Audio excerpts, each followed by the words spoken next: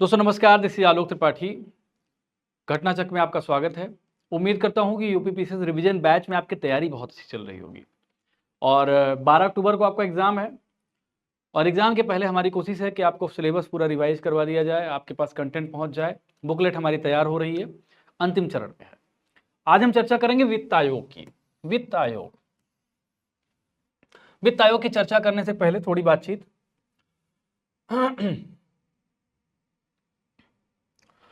जब हम ये बात करते हैं कि भारत के संविधान में को-फेडरल स्ट्रक्चर को एडॉप्ट किया गया, को-फेडरल यानी अर्ध संघात्मक व्यवस्था को हमने स्वीकार किया। अर्ध संघात्मक व्यवस्था स्वीकार करने के क्रम में जब अर्ध संघात्मक व्यवस्था स्वीकार किया गया तो इसमें एक चीज किया गया कि सेंटर और स्टेट के बीच शक्तियों का विभाजन किया गया। और यह विभाजन किसके द्वारा किया गया? यह विभाजन किया गया संविधान के द्वारा, कॉन्स्टिट्यूशन के द्वारा।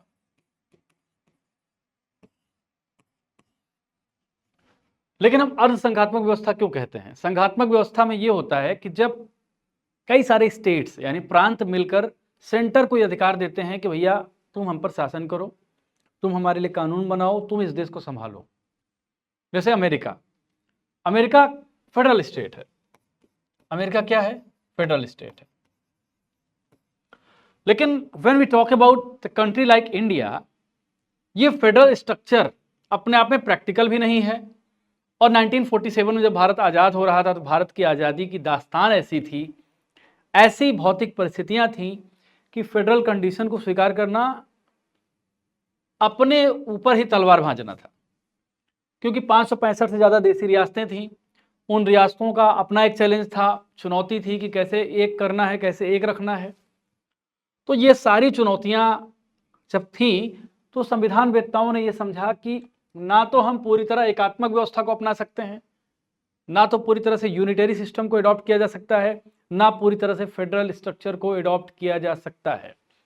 जब हम यूनिटरी सिस्टम को अडॉप्ट करेंगे पूरी तरह से तो इसका परिणाम हो सकता है कि केंद्र सरकार है वो तानाशाही की ओर जा सकती है, और अगर वो तानाशाही की ओर जाएगी तो राज्य का अस्तित्व खतरे में होगा।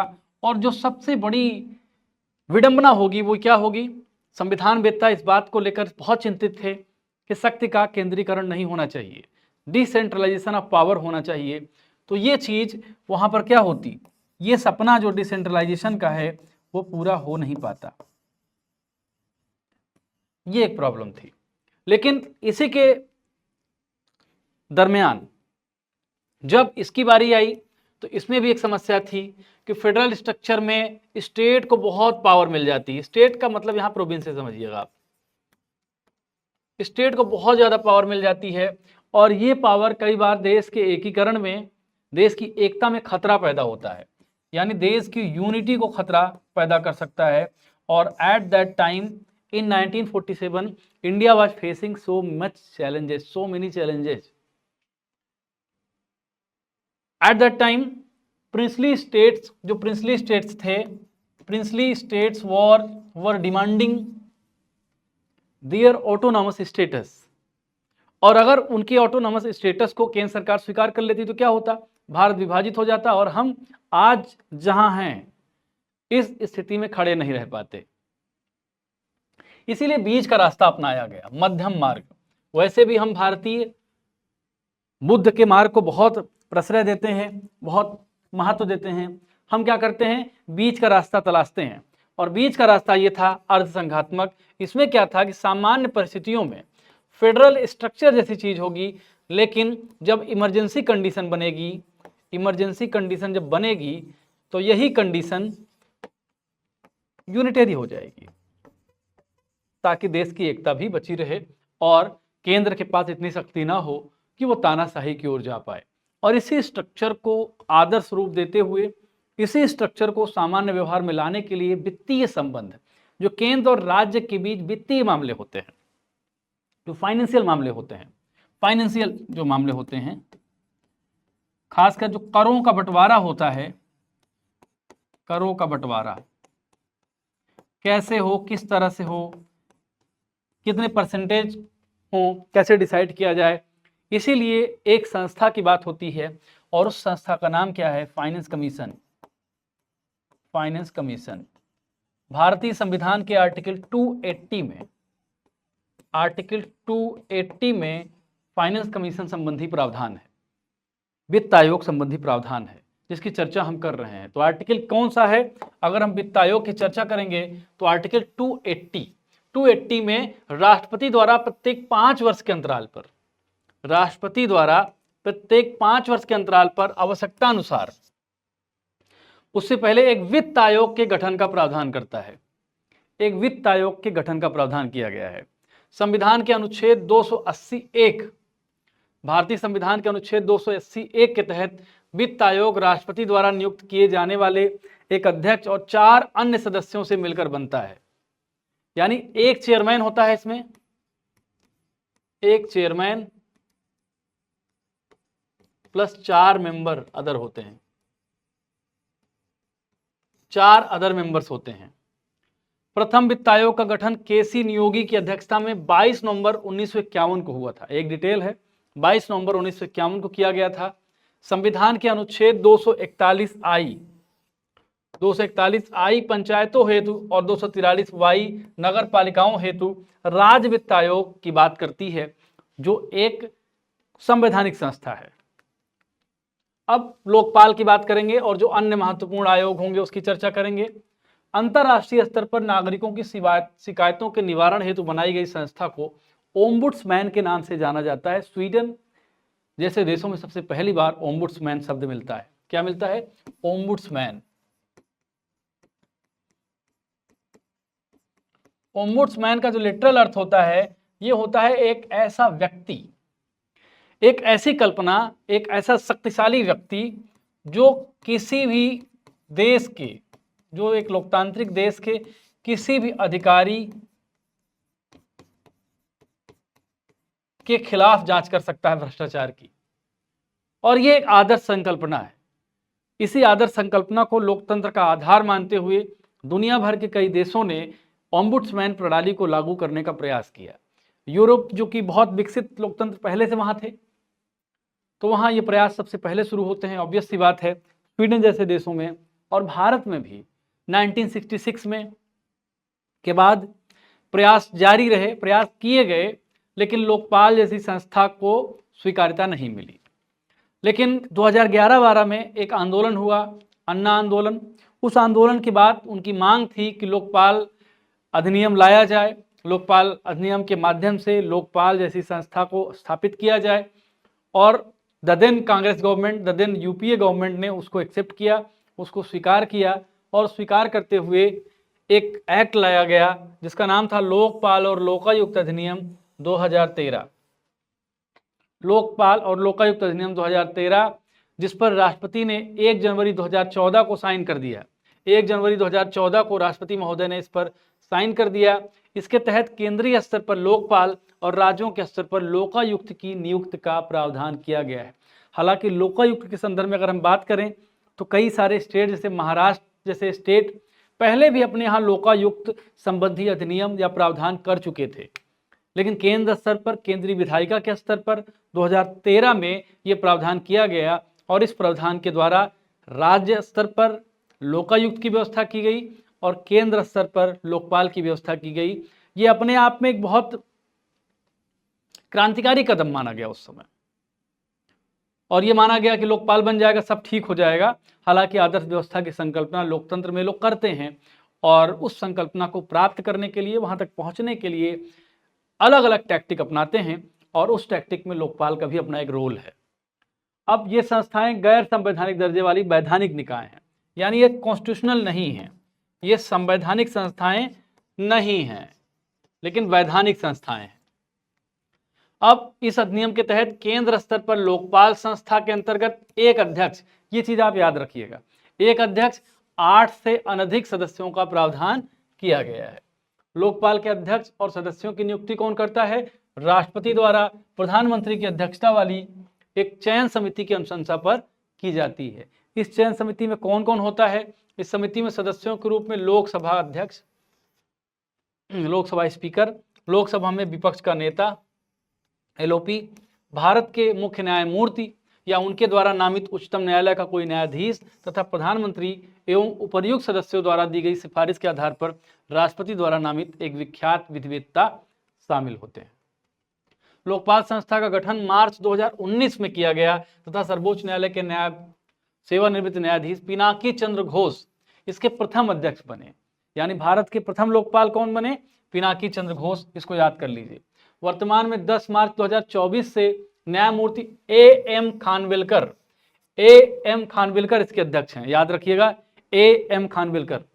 5 जनवरी 1966 को मोरारजी देसाई की अध्यक्षता में गठित प्रथम प्रशासनिक सुधार आयोग में भारत में लोकपाल और लोकायुक्त की स्थापना का सुझाव दिया गया था। जैसे मैंने पहले बताया वीडियो के शुरुआत में, भारत में महाराष्ट्र ऐसा पहला राज्य है जहां लोकायुक्त कार्यालय की स्थापना 1972 में कर दी गई। पहला राज्य कौन है?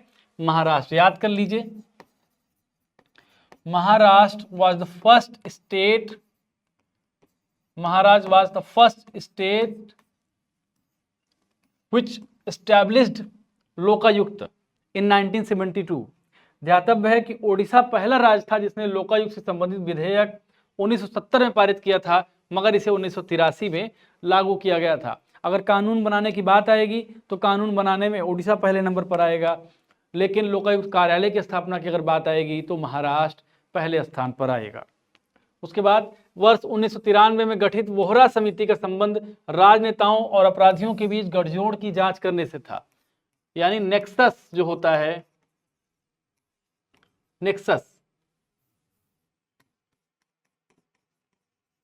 नेक्सस पॉलिटिशियन और क्रिमिनल के बीच क्या नेक्सस होता है? आपको पता है ना आजकल का क्या जमाना है भाई, भौकाली हो, बाहुबली हो, तभी जाकर जो है आप चुनाव जीत सकते हैं, चुनाव लड़ सकते हैं। पैसा होना बहुत जरूरी है, और इस गठजोड़ का बहुत खामियाजा इंडियन डेमोक्रेसी ने भुगता है। आप इमेजिन करो, हमारी चेतना में भी इस तरह की चीज आ गई है, हमारे कॉन्स्टिट्यूशन में भी एक चीज आ गई है भाई। कोई एक व्यक्ति है आपके घर पे एक जीप से प्रचार करने जाएगा तो आपको लगेगा यार इसको कौन वोट देगा, इसकी क्या इंपॉर्टेंस है। लेकिन वहीं 10 स्कॉर्पियो गाड़ी लेकर जाए तो आपको लगेगा हाँ यार इसके अंदर तो बाहुबल है, ये तो काम का आदमी है। तो ये एक चेतना भी बन जाती है, लेकिन इस चेतना से हमको लड़ना है, इसी चेतना से लड़ते हुए आगे बढ़ना है। तो वोहरा समिति का संबंध जो है राजनेता और जो अपराधियों के बीच संबंध को के गठजोड़ की जांच करना था। राजमन्नार एक आयोग होता है, इसने भारतीय प्रशासनिक सेवा और भारतीय पुलिस सेवा को समाप्त करने की सिफारिश की थी। राजमन्नार आयोग। मानवाधिकार संरक्षण अधिनियम 1993 28 सितंबर 1993 से ही प्रभावी किया गया था। राष्ट्रीय मानवाधिकार आयोग एक सांविधिक निकाय है, इसका गठन 12 अक्टूबर 1993 को किया गया था। कब? 12 अक्टूबर 1993 को। इसके अध्यक्ष और सदस्यों की नियुक्ति राष्ट्रपति द्वारा की जाती है। राष्ट्रीय मानवाधिकार आयोग के अध्यक्ष एवं सदस्यों की नियुक्ति के लिए गठित समिति में कौन कौन होता है, इसको देख लीजिए। प्रधानमंत्री, राष्ट्रीय मानवाधिकार आयोग की बात हो रही है। केंद्रीय गृह मंत्री, लोकसभा और राज्यसभा में विपक्ष के नेता, लोकसभा अध्यक्ष तथा राज्यसभा के उपसभापति, इतने लोग शामिल होते हैं। 30 दिसंबर 24 को उच्चतम न्यायालय के पूर्व न्यायाधीश बी राम सुब्रमण्यम राष्ट्रीय मानवाधिकार आयोग के नए अध्यक्ष बने हैं। राष्ट्रीय मानवाधिकार आयोग की शक्ति मात्र सलाहकारी प्रवृत्ति की होती है, यानी बाइंडिंग नहीं होती। जो सलाह देगी मानी जाएगी, नहीं मानी जाएगी, ये डिपेंड करता है उस बॉडी पर। मानवाधिकार संरक्षण अधिनियम 2019 में संशोधन किया गया। भारत के मुख्य न्यायाधीश अथवा उच्चतम न्यायालय के न्यायाधीश रहे किसी व्यक्ति को राष्ट्रीय मानवाधिकार आयोग के अध्यक्ष के रूप में नियुक्त किए जा सकने हेतु पात्र बनाता है। आयोग के गैर न्यायिक सदस्यों, सिविल सोसाइटी की संख्या को 2 से बढ़ाकर 3 किया गया है, जिसमें एक महिला भी होगी। संशोधन अधिनियम 2019 के अनुसार राष्ट्रीय पिछड़ा वर्ग आयोग के अध्यक्ष, राष्ट्रीय बाल अधिकार संरक्षण आयोग के अध्यक्ष और दिव्यांगजनों संबंधी मुख्य आयुक्त, इन तीन के अलावा नेम एनसीडब्ल्यू के अध्यक्ष या आयुक्त को भी सदस्यों के रूप में सम्मिलित किया गया है, आयोग के सदस्यों के रूप में सम्मिलित किया गया है। इसके बाद 2019 में संशोधन द्वारा राष्ट्रीय आयोग और राज्य आयोगों के अध्यक्ष और सदस्यों की पदावधि को 5 वर्ष से कम करके 3 वर्ष कर दिया गया है।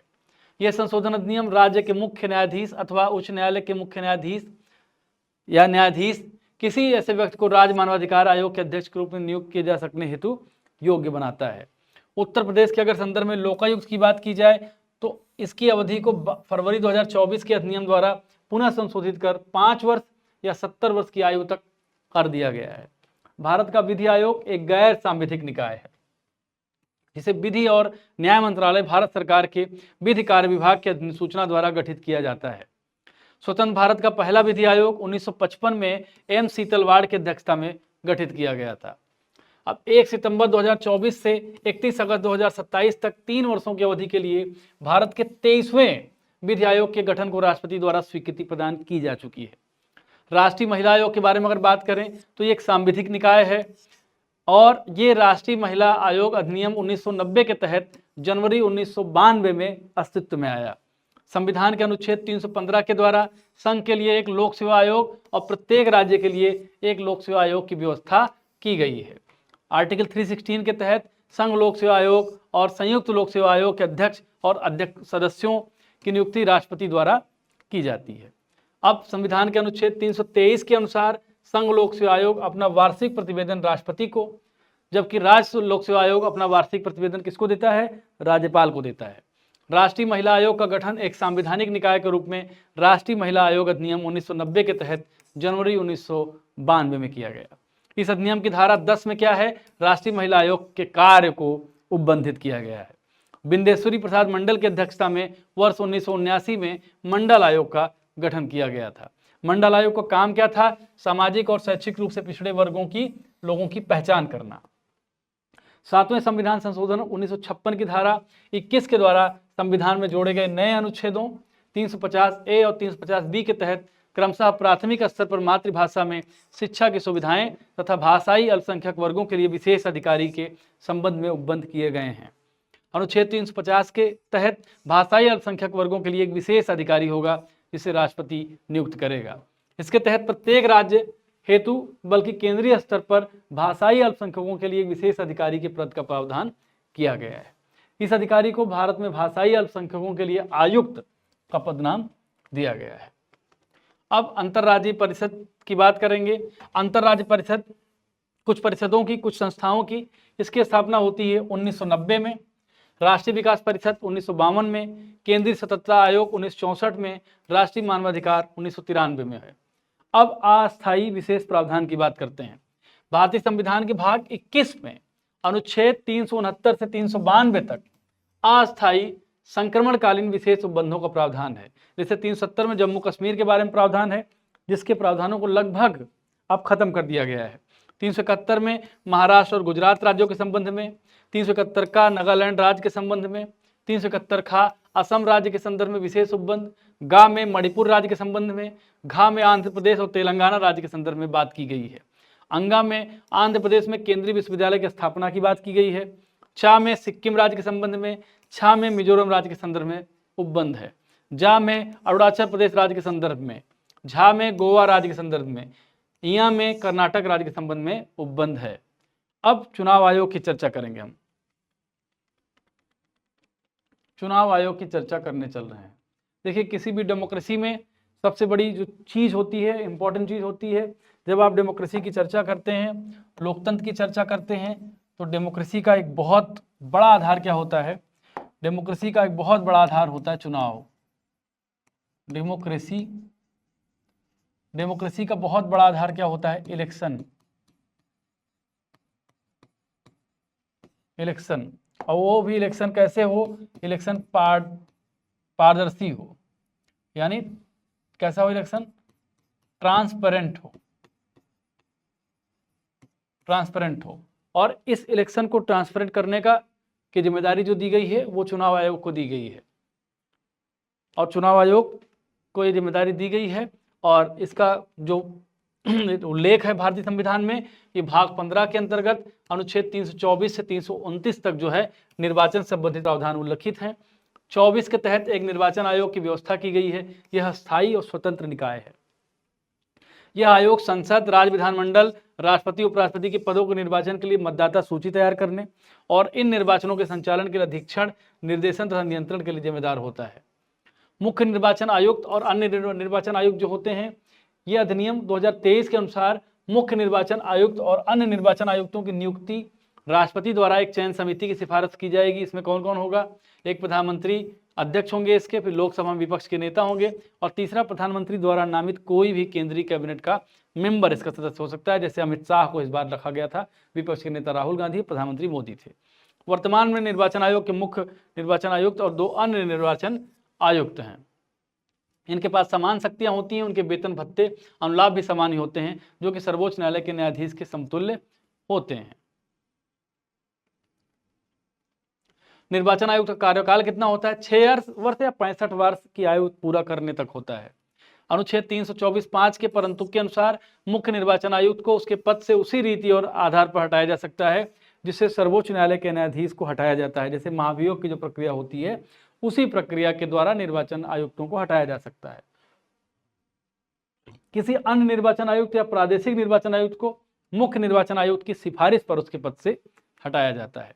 अनुच्छेद 326 क्या कहता है? इसके तहत वयस्क मताधिकार का प्रावधान किया गया है, यानी हर व्यक्ति के पास मत का अधिकार है और उसको मत का प्रयोग करने का अधिकार है, क्योंकि मत के प्रयोग के माध्यम से ही वह लोकतंत्र में अपने जन प्रतिनिधियों का चयन करता है, जो जनप्रतिनिधि उसके लिए क्या करते हैं? कानून बनाते हैं।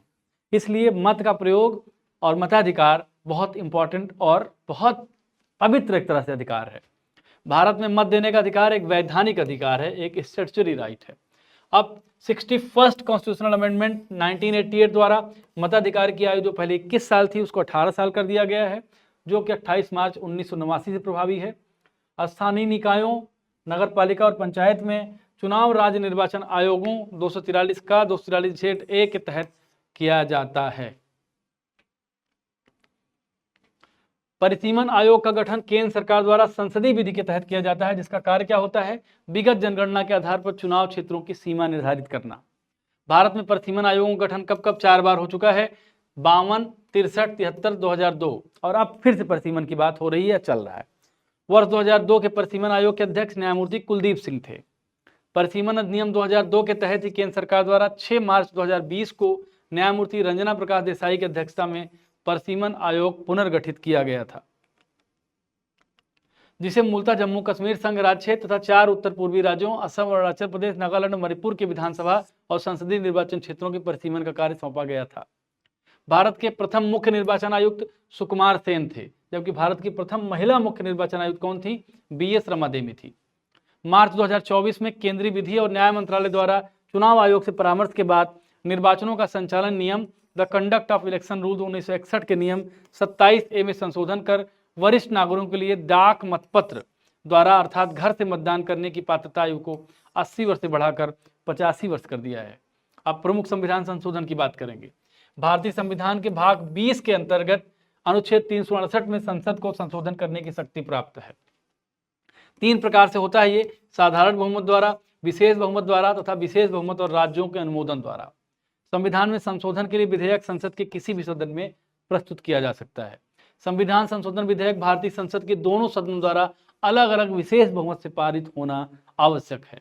राष्ट्रपति का निर्वाचन और उसकी प्रक्रिया, संसद में राज्यों का प्रतिनिधित्व, संघ और राज्यों के मध्य विधायी शक्तियों का विभाजन, समवर्ती सूची या 7वीं अनुसूची की कोई भी सूची, माल और सेवा कर, परिषद संबंधी प्रावधान, संघ राज्य की कार्यपालिका शक्ति का विस्तार, सर्वोच्च न्यायालय, उच्च न्यायालय संबंधी प्रावधान, संविधान संशोधन की संसद की शक्ति और उसकी प्रक्रिया आज ऐसे विषय हैं जिन पर संवैधानिक संशोधन के लिए संसद के विशेष बहुमत के साथ साथ आधे से अधिक राज्यों की सहमति आवश्यक है। संसद के अनेक उपबंधों में संसद दोनों सदनों के साधारण बहुमत से संशोधन कर सकती है। इसमें नए राज्यों का प्रवेश या गठन, नए राज्यों का निर्माण और उसके क्षेत्र, सीमाओं या संबंधित राज्यों के परिवर्तन, राज्य विधान परिषदों का सृजन या समापन इस साधारण विधेयक के माध्यम से कर सकते हैं। ये व्यवस्थाएं अनुच्छेद 368 के प्रयोजनों के लिए संविधान का संशोधन नहीं समझी जाती हैं। अब 42वें संविधान संशोधन 76 में इसको लघु संविधान कहा गया, क्योंकि इसमें बहुत सारे अमेंडमेंट किए गए थे। संविधान के 52वें संविधान संशोधन 1985 द्वारा किसी दल के निर्वाचित सदस्यों के दल बदल हेतु प्रावधान किए गए रोकने के लिए। 61वें में क्या किया गया? मतदाता की आयु 21 से हटाकर 18 कर दी गई। 86वें में क्या किया गया? अनुच्छेद 21 का में 6 से 14 वर्ष के लिए एजुकेशन की राइट की बात की गई। 69वें में क्या किया गया? दिल्ली को राष्ट्रीय राजधानी क्षेत्र किया गया। 97वें में क्या किया गया? 2011 द्वारा सहकारी समितियों को संवैधानिक दर्जा दिया गया। 100वें में क्या किया गया, भारत बांग्लादेश सीमा समझौते के क्रियान्वयन से संबंधित है। 102वें में क्या किया गया, राष्ट्रीय पिछड़ा वर्ग आयोग को संवैधानिक आयोग। 103वें में क्या किया गया, सामान्य श्रेणी के 10% आरक्षण। 105वें में क्या किया गया, राज्यों एवं संघीय क्षेत्रों द्वारा सामाजिक और शैक्षिक रूप से पिछड़े वर्गों की सूची तैयार कर सकने अधिकार को बहाल किया गया है। तो ये जो है ये है। 106वें में क्या किया गया, जिसे प्रधानमंत्री मोदी द्वारा नारी शक्ति बंधन अधिनियम किया गया। इसमें लोकसभा, राज्य विधानसभा और राष्ट्रीय राजधानी क्षेत्र में भी महिलाओं के लिए 1/3 आरक्षण का प्रावधान किया गया है। संविधान के आधारभूत संरचना के सिद्धांत का क्या अर्थ होता है, संविधान में कुछ लक्षण ऐसे मूलभूत हैं जिसे संशोधन द्वारा समाप्त नहीं कर सकते हैं। आधारभूत संरचना का प्रतिपादन कहाँ किया गया था, केशवानंद भारती बनाम केरल राज्य में किया गया था। अब राजभाषा संबंधी जो प्रावधान है उसको देखते हैं। ये भाग 17 में प्रावधान है। अनुच्छेद 343 से 351 तक ये प्रावधान है। 343(1) के तहत संघ की राजभाषा हिंदी और लिपि क्या होगी, देवनागरी होगी। 344 के तहत राष्ट्रपति को अधिकार है कि वह राजभाषा के संबंध में आयोग गठित कर सकता है। प्रथम राज्य की भाषा आयोग का गठन 55 में किया गया था, बीजी खेर की अध्यक्षता में किया गया था। किसकी अध्यक्षता में, बीजी खेर के। अनुच्छेद 344(4) के तहत राजभाषा पर 30 सदस्यीय संयुक्त संसदीय समिति के गठन का प्रावधान है। इस समिति में लोकसभा से 20 और राज्यसभा से 10 सदस्य शामिल होंगे। अनुच्छेद 345 में क्या है कि राज्य के राजभाषा संबंधी उपबंध है। 346 के तहत एक राज्य दूसरे राज्य के बीच या किसी राज्य और संघ के बीच पत्र आदि की राजभाषा का उल्लेख है। 348 में क्या है, उच्चतम न्यायालय और उच्च न्यायालय में और अधिक अधिनियमों, विधेयकों आदि में प्रयोग की जाने वाली भाषा की बात है। 348(1) का में क्या है कि उच्चतम न्यायालय और उच्च न्यायालय की सभी कार्यवाहियां अंग्रेजी भाषा में होंगी। कुछ उच्च न्यायालय में अनुच्छेद 348(2) के तहत कार्यवाही में क्षेत्रीय भाषा हिंदी की अनुमति जब तक संसद अन्यथा विधि न बनाए। अब भारतीय संविधान के अनुच्छेद 343 में क्या है कि खंड 2 के तहत संविधान के प्रारंभ से 15 वर्ष की अवधि के लिए संघ के सभी शासकीय प्रयोजनों हेतु अंग्रेजी भाषा की अनुमति प्रदान की गई। 350 का में क्या है, प्राथमिक स्तर पर मातृभाषा में शिक्षा की सुविधाओं का प्रावधान किया गया। 350 खा में भाषाई अल्पसंख्यक वर्गों के लिए विशेष अधिकारी की नियुक्ति की गई है। संविधान के प्रारंभ में केवल 14 भाषाओं को 8वीं अनुसूची में शामिल किया गया था। इस समय 21वें संविधान संशोधन 67 द्वारा सिंधी भाषा को, 71वें संविधान संशोधन अधिनियम 1992 द्वारा कोंकणी, मणिपुरी और नेपाली भाषा को 8वीं सूची में शामिल करके कुल मिलाकर 22 भाषाएं हो गई हैं। 92 में क्या किया गया, बोडो, डोगरी, मैथिली और संथाली को। 96 में क्या किया गया, उड़िया भाषा को, उड़िया भाषा का नाम बदल के ओडिया कर दिया गया। इस प्रकार कितनी भाषाएं हैं 8वीं सूची में, इस प्रकार 22 भाषाएं हैं। भाषा शास्त्रीय दृष्टि से द्रविड़ परिवार की भाषा ब्राही है जो बलूचिस्तान की भाषा है। अब स्थानीय स्वशासन की चर्चा है। स्थानीय स्वशासन, इसको पंचायती राज की बात की जाती है। विकेंद्रीकरण का मामला है, शासन की शक्ति को कैसे विकेंद्रित किया जाए, किस तरह किया जाए। गांधी के सपनों की भारत के तहत आर्टिकल 40 में विकेंद्रीकरण की बात की गई थी, जिसको बाद में 73rd और 74th कॉन्स्टिट्यूशनल अमेंडमेंट के तहत शासन के विकेंद्रीकरण को मूर्त रूप दिया गया और 1992 में, और इसके तहत पंचायती राज की स्थापना और नगर निकायों में जो है स्थानीय स्वशासन की शुरुआत हुई। ये भारत के संविधान के भाग 9 के अंतर्गत अनुच्छेद 243 से अनुच्छेद 243D तक के लिए पंचायतों से संबंधित प्रावधान किए गए हैं। 73वें संविधान संशोधन अधिनियम 1992 द्वारा संविधान के भाग 9 में 16 नए अनुच्छेद और 11 अनुसूची जोड़ी गई, 11वीं अनुसूची। अनुच्छेद 243 खा के खंड 1 के अनुसार प्रत्येक राज्य में ग्राम, मध्यवर्ती जिला स्तर पर पंचायतों का गठन किया जाएगा। तथापि खंड 2 के अनुसार मध्यवर्ती स्तर पर पंचायतों का उस राज्य में गठन नहीं किया जाएगा जिसकी जनसंख्या 20 लाख से अनधिक है। पंचायती राज राज्य सूची का विषय है। अनुच्छेद 243 गा के तहत पंचायतों की संरचना में संबंधित प्रावधान राज्य का विधानमंडल तैयार करता है। पंचायतों का चुनाव कौन करता है, राज्य निर्वाचन आयोग करता है। 57 में एक गठित हुई बलवंत राय मेहता समिति ने क्या किया था, ग्रामीण क्षेत्रों में त्रिस्तरीय पंचायत का प्रणाली का की बात की थी, जिसमें ग्राम स्तर, ब्लॉक स्तर और जिला स्तर की बात की थी। पंचायती राज व्यवस्था का शिल्पी बलवंत राय मेहता को ही कहा जाता है। सबसे पहली बार 2 अक्टूबर 1959 को नागौर राजस्थान में इसकी शुरुआत की गई थी। 73वें संविधान संशोधन द्वारा संवैधानिक दर्जा दिया गया। GV राव समिति का गठन 85 में किया गया था, जिसमें पंचायतों के चुनाव नियमित रूप से कराए जाने की अनुशंसा थी। 73वें संविधान संशोधन का पालन करने वाला प्रथम राज्य कौन है? तो यह है एमपी। अनुच्छेद 243 घ 3 के अनुसार पंचायतों में, 243 अनुच्छेद न 3 के अनुसार नगर पालिकाओं में सभी स्तरों पर महिलाओं को कितना आरक्षण दिया गया है? 1/3 आरक्षण। शहरी स्थानीय स्वशासन प्रणाली को 74वें संविधान संशोधन 92 द्वारा शुरू किया गया। इस अधिनियम के द्वारा संविधान में एक नया भाग 9 का 18 नए अनुच्छेद और 12वीं अनुसूची को जोड़ा गया। भारत में सर्वप्रथम नगर निगम 29 सितंबर 1688 को कहाँ स्थापित किया गया था? मद्रास में, जिसको चेन्नई कहा जाता है। लॉर्ड रिपन को स्थानीय स्वशासन का पिता कहा जाता है। समितियां हैं जैसे बलवंत राय समिति 57, अशोक मेहता समिति 77, जी.वी.के. राव समिति 85, एल.एम. सिंघवी समिति 86, पी.के. थुंगत समिति 1988। कुछ वर्गों के लिए विशेष उपबंध की बात की जाती है। तो भारतीय संविधान के भाग 16 के अंतर्गत अनुच्छेद 330 से 42 तक कुछ वर्गों के लिए विशेष उपबंध की व्यवस्था की गई है। अनुच्छेद 330 के तहत लोकसभा में, अनुच्छेद 332 के तहत राज्य विधानसभाओं में एससी और एसटीज के लिए आरक्षण की बात की गई है। 106वें संविधान संशोधन 23 द्वारा क्या किया गया है? 10% आरक्षण की बात की गई है। सॉरी, गलती से मैंने बोला। 106वें संविधान संशोधन 23 द्वारा संविधान में जोड़े गए अनुच्छेदों 330 का और 332 का के तहत महिला आरक्षण की बात की गई है। वो जो मैं जिक्र कर रहा था वो 103rd अमेंडमेंट है। अनुच्छेद 333 के तहत राज्यों की विधानसभाओं में आंग्ल भारतीय समुदाय के लिए प्रतिनिधित्व का प्रावधान निहित था, हालांकि इसको हटा दिया गया। अनुच्छेद 334 के तहत एससी, एसटी और आंग्ल भारतीय समुदाय के लिए उपर्युक्त विशेष 10 वर्षों के लिए ही थे। और चौथे संविधान संशोधन 104 के तहत अनुसूचित जाति जनजाति के लिए सीटों के आरक्षण में अगले 10 वर्ष के लिए बढ़ोतरी का प्रावधान किया गया है, जबकि आंग्ल भारतीयों के लिए काम नहीं किया गया और इसको खत्म कर दिया गया। अनुच्छेद 338 के तहत अनुसूचित जातियों के लिए राष्ट्रीय आयोग के गठन का प्रावधान है। 338 का के तहत अनुसूचित जनजातियों के लिए प्रावधान है। कौन से अमेंडमेंट? 89वें अमेंडमेंट। वर्तमान में राष्ट्रीय अनुसूचित जाति आयोग के अध्यक्ष किशोर मकवाना है और अनुसूचित जनजाति के अध्यक्ष अंतर सिंह आर्य हैं। राष्ट्रीय पिछड़ा वर्ग आयोग, राष्ट्रीय मानवाधिकार आयोग, राष्ट्रीय विधि आयोग तथा राष्ट्रीय उपभोक्ता निवारण आयोग में से केवल एक संवैधानिक निकाय है, यानी राष्ट्रीय पिछड़ा वर्ग आयोग। तो इस तरह से ये जो है कंटेंट आपका आज समाप्त होता है। तो पॉलिटी की सीरीज खत्म हो चुकी है। क्यों श्याम जी, कुछ बचा है?